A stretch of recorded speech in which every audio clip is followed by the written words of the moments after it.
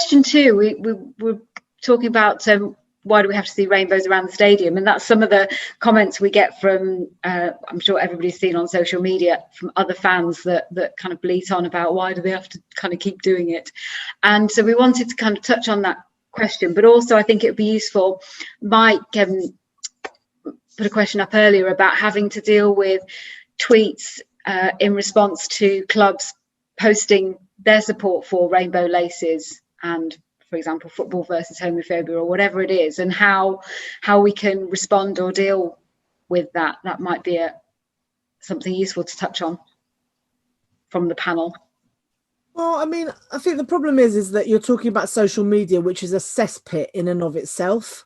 And, you know, I spent one New Year's Day with 36 hours of personal abuse for calling out the Rent Boys chant. And it really upset me that day. It was a number of years ago now. And actually from then I just had to move on from it personally. I think working with the club is the right thing to do, because actually they can root out whether there are season ticket holders and members, etc. And they will do something about it. I know Tottenham do. I think we have to work with the social media companies because they need to change. You know, when you're in a football stadium, if you're homophobic or racist, you get thrown out of the football stadium. It's an absolute free-for-all on social media, and I'm not up for that particularly. And all the work that we've been talking about is how we change the culture in order for that not to take place. Steph? Yeah, no, I just wanted to add that because, I mean, we all know the kind of the very big downsides of social media. And I think the clubs have got pretty good actually at dealing with the trolls around this. I think that it's almost one of the beautiful things about football actually is that because it is competitive, the social media teams seem to be as competitive as the teams on the pitch. And they almost like they quite like putting a troll away actually, and they seem to have almost developed it. I imagine there's probably a book in this, to be honest, in terms of social media putaways by football clubs, social media teams. But why, you know, why do you have to see rainbows around the stadium, and how does social media sort of play a part in that? I think in a way I can perhaps give you an example of where it works positively. So anyone who sort of knows a bit about Palace will know that historically our sort of rivals, actually our main rivalry is with Brighton, and you know, we knew they were going to be coming back into the Premier League, and there's an awful lot of Palace's songs are rooted in homophobia around Brighton and around the town of Brighton, and that rivalry, and we were apprehensive about how this was going to work out, you know, because we knew that we hadn't played them, I think, in the league game for something like 14 years, so it'd been a while, and there was a lot of anticipation around the games, and we decided that, you know, often there's this language of these rainbows washing of stadiums is all part of our gay agenda, which is hilarious because obviously we all got the book with the gay agenda that, you know, we regularly meet and discuss it,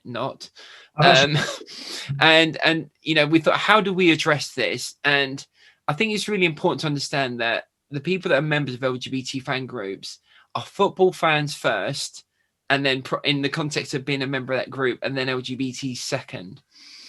And we wanted to call this out ahead of time. So what we did is we came up with a sort of PDF statement as Proud and Palace, which had a hashtag on it, which was 99 reasons to hate Brighton, but homophobia isn't one of them. And some people said, oh, you shouldn't use the word hate. And we're like, look, in the context of football, people do hate other teams. They don't really hate them, but, you know, Luton hate Watford and Tottenham hate Spurs, and, you know, Villa and Birmingham, and on it goes. And, you know, so we kind of wanted to use language that we understand as football fans. We know that the rest of the fan base uses. So we put this statement together, and we didn't tell Palace about it at all.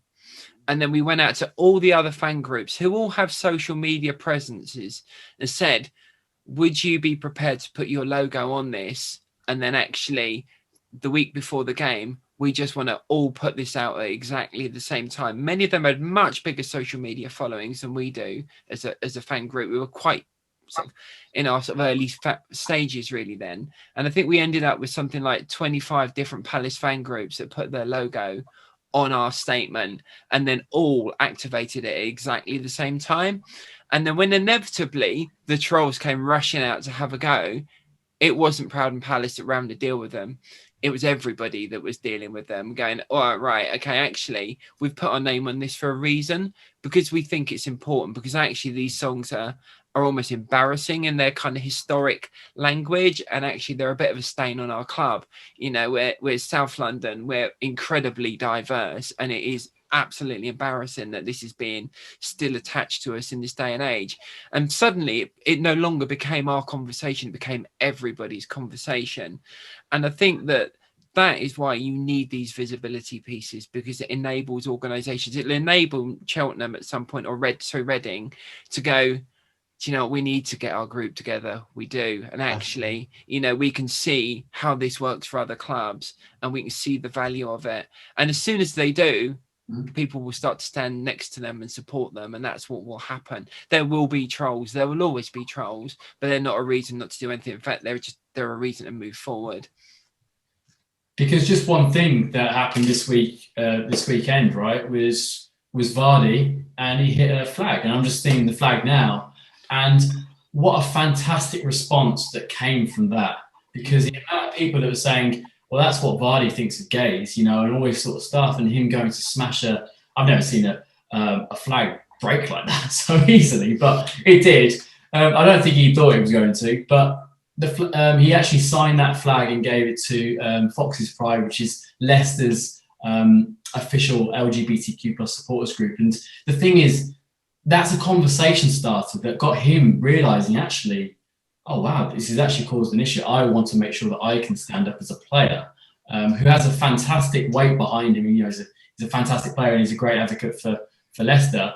I don't like it when he plays for Villa, plays against Villa, but we need to make sure that he can use those sort of those platforms, because that flag, all it does is it's a conversation starter. And what Stephanie was just saying with bringing other groups together is the power of what, you know, Proud and Palace brings to Crystal Palace.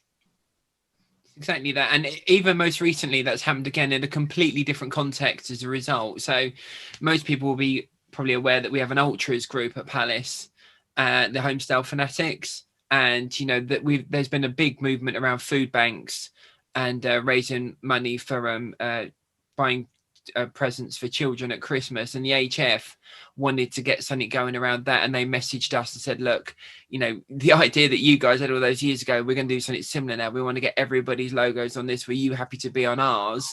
And we're going to put something out about actually raising money so that children in the local community will be getting a present this Christmas. And again, so that just shows the kind of connection between the groups. And that's what it is. It's reciprocal. It's not about actually just help us on this one issue, because, you know, we're part of a community on every level. This is just part of it, but it's a part that we need to address. And that's why it needs this little bit of visibility once a year from the sort of Premier League and Stonewall, if you like. But the rest of the year, all the fan groups are there doing the hard work.